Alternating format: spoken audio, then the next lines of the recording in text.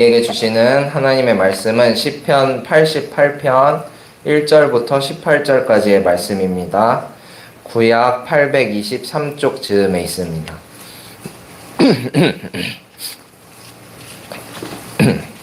시편 88편 전체의 말씀 구약 823쪽 즈음에 있습니다. 우리 한 절씩 교독하시고 마지막 절은 함께 읽겠습니다. 주님, 나를 구원하신 하나님, 낮이나 밤이나 내가 주님 앞에 부르짖습니다. 내 기도가 주님께 이르게 하시고 내 울부짖음에 귀를 기울여 주십시오.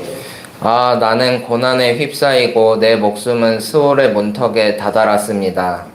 나는 무덤으로 내려가는 사람과 다름이 없으며 계력을 다 잃은 사람과 같이 되었습니다. 이 몸은 또한 죽은 자들 가운데 버림을 받아서 무덤에 누워있는 살해된 자와 같습니다. 나는 주님의 기억에서 사라진 자와 같으며 주님의 손에서 끊어진 자와도 같습니다. 주님께서는 나를 무덤 위에 밑바나 칠흑같이 어두운 곳에 던져 버리셨습니다. 주님은 주님의 진노로 나를 짓눌렀으며 주님의 파도로 나를 압도하셨습니다. 주님께서는 나의 가까운 친구들마저 내게서 멀리 떠나가게 하시고 나를 그들 보기에 역겨운 것이 되게 하시니 나는 갇혀서 빠져나갈 수 없는 몸이 되었습니다. 고통으로 나는 눈마저 흐려졌습니다. 주님, 내가 온종일 주님께 부르짖으며 주님을 바라보면서 두 손을 들고 기도하였습니다. 주님은 죽은 사람에게 기적을 베푸시렵니다. 蹦대게 일어나서 주님을 찬양하겠습니다. 무덤에서 주님의 사랑을, 죽은 자의 세계에서 주님의 성실하심을 이야기할 수 있겠습니까? 흑암 속에서 주님의 기적을, 망각의 땅에서 주님의 정의를 경험할 수 있겠습니까? 주님, 내가 주님께 부르짖고 첫 새벽에 주님께 기도드립니다. 주님, 어찌하여 주님은 나를 버리시고 주님의 얼굴을 감추십니까? 나는 어려서부터 고통을 겪었고 지금까지 죽음의 문턱에서 살아온 몸이기에 주님께로부터 오는 그 형벌이 무서워서 내 기력이 다 쇠잔해지고 말았습니다. 주님의 진노가 나를 삼켰으며 주님의 무서운 공격이 나를 파멸시켰습니다. 무서움이 날마다 홍수처럼 나를 에워쌌으며 사방에서 나를 둘러쌌습니다. 주님께서 내 사랑하는 사람들과 이웃을 내게서 떼어 놓으셨으니 오직 어둠만이 나의 친구입니다. 아멘. 오늘도 주님과 함께 하루를 시작하는 우리 가운데 은혜와 평강이 넘쳐나기를 소망합니다. 오늘은 영혼의 어두운 밤이라는 제목으로 말씀을 전하고자 합니다. 오늘 함께 예배를 드리시는 분들 중에 혹시 영혼의 어두운 밤을 지나고 계시는 분이 계시다면 이 시간 모든 어두움을 물리치시고 우리를 환한 빛으로 인도하시는 주님의 은총을 경험하게 되기를 소망합니다. 사람들은 누구나 살아가면서 어두운 밤을 지나는 경험을 해보게 됩니다. 절대적인 절망의 순간을 경험하는 것이죠. 그럴 때는 자신감도 사라지고 온갖 불안과 두려움을 느끼게 됩니다. 늘 만나던 관계 속에서도 확신이 없고 하나님마저 나를 버리신 게 아닌가 하는 생각이 들 때도 있습니다. 오늘의 본문 시편 88편의 기자도 영혼의 어두운 밤을 헤매고 있는 그의 심정을 여실히 드러내고 있습니다. 노래하는 시인의 절망적인 마음을 드러내는 대목들이 많이 있는데요. 3절은 이렇게 말합니다. 나는 고난에 휩싸이고 내 목숨은 스올의 문턱에 다다랐습니다. 공동 번역을 보니까 스올을 죽음으로 번역해서 나는 고난에 휩싸이고 내 목숨은 죽음의 문턱에 다다랐습니다. 라고 표현합니다. 마치 죽음의 문턱에 서 있는 사람처럼 괴로움에 울부짖는 자신의 상황을 토로하고 있는 것이죠. 이어서 4절에서는 더 처절한 몸부림이 드러납니다. 나는 무덤으로 내려가는 사람과 다름이 없으며 기력을 다 잃은 사람과 같이 되었습니다. 사람은 누구나 이렇게 절대적 절망의 상황에 놓이는 때가 있습니다. 물리적인 힘이 짓누를 때도 있고요. 환경은 변한 게 없지만 나의 심리 상태가 마치 무덤으로 내려가는 사람처럼 변하는 경우도 있습니다. 어떤 이유인지 모르겠지만 시편 기자도 자신을 죽은 자들 가운데 버림받아서 무덤에 누워있는 살해된 자와 같다고 합니다. 듣기만 해도 너무나 괴로운 처지가 느껴지는 표현입니다. 그러나 더욱 절망적인 것은 주님께 부르짖었으나 여전히 그런 처지에 놓여 있다는 것입니다. 1절과 2절을 보시면 그는 하나님을 간절히 찾았습니다. 낮이나 밤이나 주님 앞에 부르짖었고요. 내 울부짖음에 귀를 기울여 달라고 간곡히 부탁합니다. 그러한 기도에도 불구하고 이어지는 구절들을 보면 그의 상태는 나아지지 않았습니다. 더 깊은 괴로움과 고통을 호소하고 있을 뿐입니다. 9절에 보니까 고통으로 눈마저 흐려졌다고 표현하는데요. 옛 이스라엘 문화에 따르면 눈앞이 흐려졌다는 건 기력이 쇠해졌다는 걸 의미한다고 합니다. 어찌나 가슴 아픈 고통 속에 있었는지 시편 기자는 그 괴로움으로 인해서 자신의 기력이 쇠하여지는 걸 느꼈습니다. 여기서 눈마저 흐리게 만든 그 고통, 이 고통이라고 번역된 히브리어 명사 아니라는 단어가 있는데요. 이 단어는 성경 곳곳에서 등장합니다. 아브라함과 관련된 이야기에서도 등장합니다. 아브라함의 본처 사라가 있었죠. 그 사라가 하나님의 약속에도 불구하고 오랫동안 아이를 출산하지 못했습니다. 그래서 사라의 몸종인 하갈을 시켜서 잉태하게 하였는데 사라는 그 질투심과 분노를 이기지 못해 하갈을 엄청나게 학대했습니다. 이때 학대받던 하갈의 고통을 표현한 히브리어 단어가 바로 여기서 쓰인 같은 단어 아니였습니다. 아브라함 가문의 안주인 사라가 몸종 하갈을 학대하는 모습을 한번 상상해 보시기 바랍니다. 당시 몸종은 재산의 일부로 여겨졌고요. 한 인격체로 대우받지 못했기 때문에 주인이 무슨 짓을 하더라도 아무도 뭐라고 할 사람이 없었습니다. 여인이 한을 품으면 5개월에도 서리가 내린다고 하죠. 수십 년간 아이를 출산하지 못해 한이 맺힌 사라가 온갖 질투심과 분노를 섞어 하갈을 학대했다고 하니 아주 서럽고 잔인하게 그녀를 괴롭혔을 것입니다. 본문의 시편 기자는 이때 하갈이 당했던 그 고통과 유사한 고통을 경험하고 있습니다. 하갈이 겪었을 그 고통이라면 정말 이 표현처럼 눈마저 흐려질 정도로 기력이 다 쇠하여지는 고통이었을 겁니다.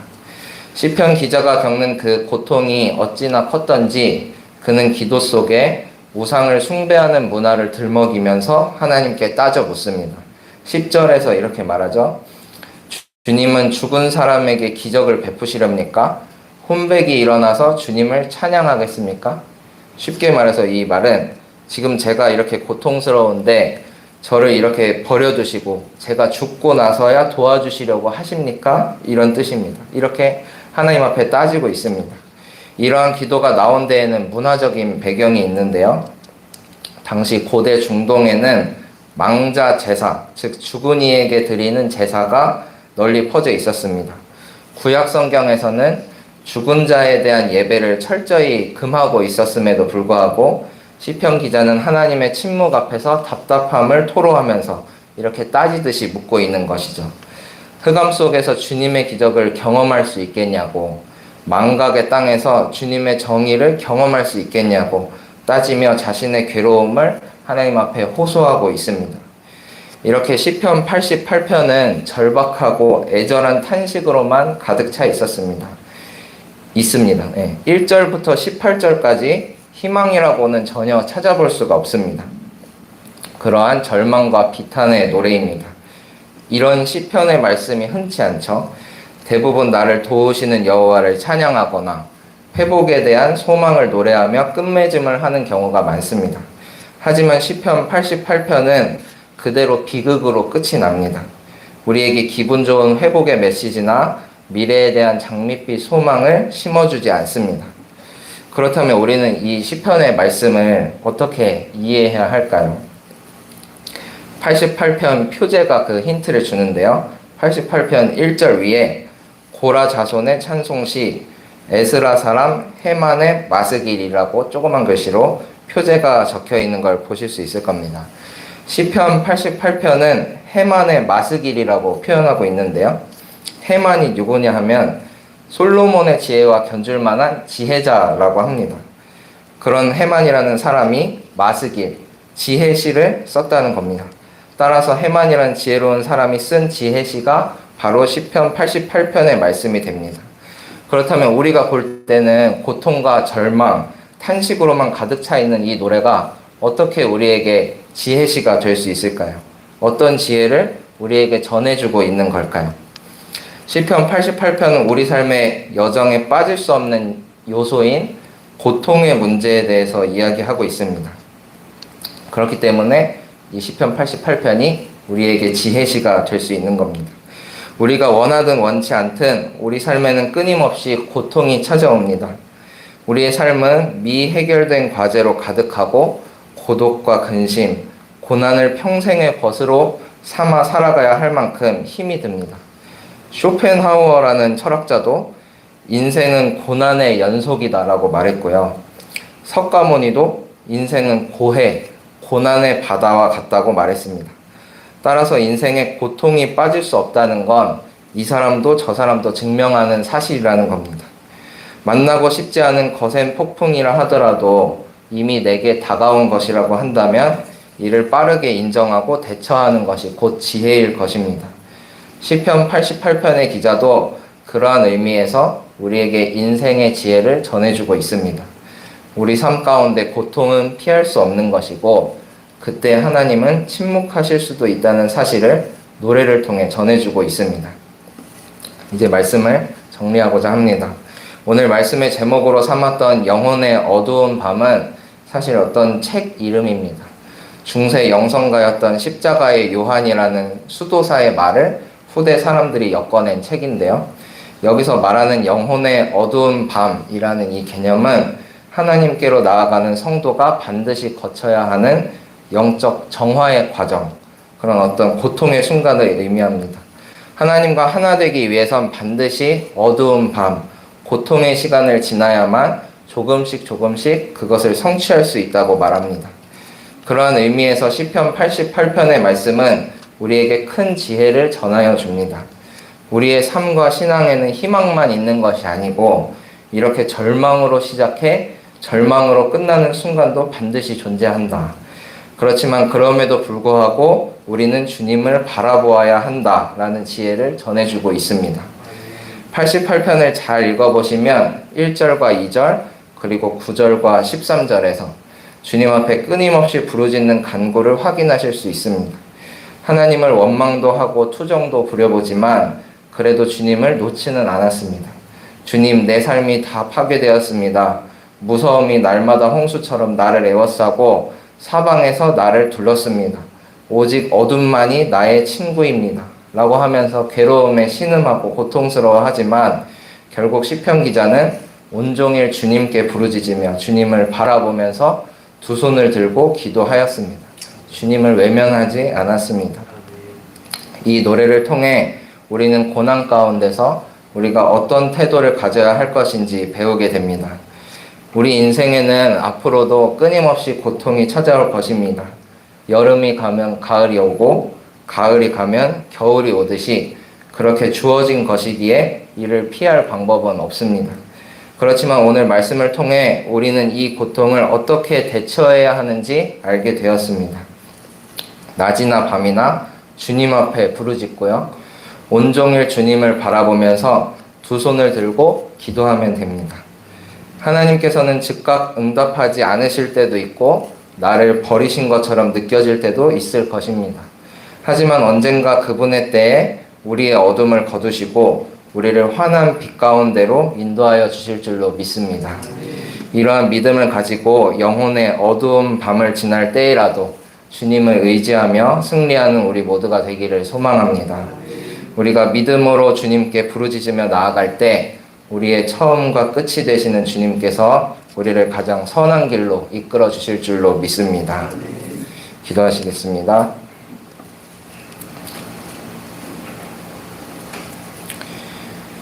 주님 감사합니다. 오늘도 주님 앞에 나와 예배드리며 하루를 시작하게 하시니 감사드립니다. 우리는 때때로 고난의 시간, 영혼의 어두운 밤을 마주하기도 합니다. 주님 바라옵기는 그때마다 주님께 부르짖게 하여 주시옵소서. 두려움이 홍수처럼 날마다 나를 에워쌀 때에도 주님을 바라보며 두 손을 들게 하여 주시옵소서. 저마다의 고통의 시간을 보내고 있는 교우들과 수많은 이웃들이 있습니다. 주님 이 시간 그분들에게 찾아가 주셔서 은총을 내려주시기를 소망합니다. 고난 속에서도 절망하지 않게 하여 주시고 참 빛이 되시는 주님을 의지하여 모든 어두움의 시간을 이겨내게 하여 주시옵소서. 이제 장마가 시작된다고 합니다. 수해로 인해 고통받는 이 없게 하여 주시고 모든 이들의 안전을 지켜주셔서 이 시간을 평화롭게 지나갈 수 있도록 지켜주시옵소서. 오늘은 화요 중보기도회로 모입니다. 간절히 구하는 기도를 통해 하나님의 뜻이 이 땅에 이루어지는 귀한 시간 되기를 소망합니다. 기도회로 모이는 모든 교우분들의 건강 지켜주시고 기도로서 하나님의 은혜와 긍휼하심을 힘입는 복된 시간 되게 하여 주시옵소서. 모든 것 주님께 맡겨드리며 살아계신 예수님의 이름으로 기도합니다. 아멘. 하늘에 계신 우리 아버지여, 이름이 거룩히 여김을 받으시오며 나라가 임하시오며 뜻이 하늘에서 이루어진 것 같이 땅에서도 이루어지이다.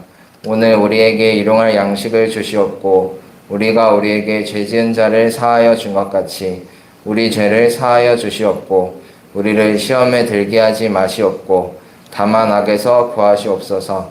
나라와 권세와 영광이 아버지께 영원히 있사옵나이다. 아멘.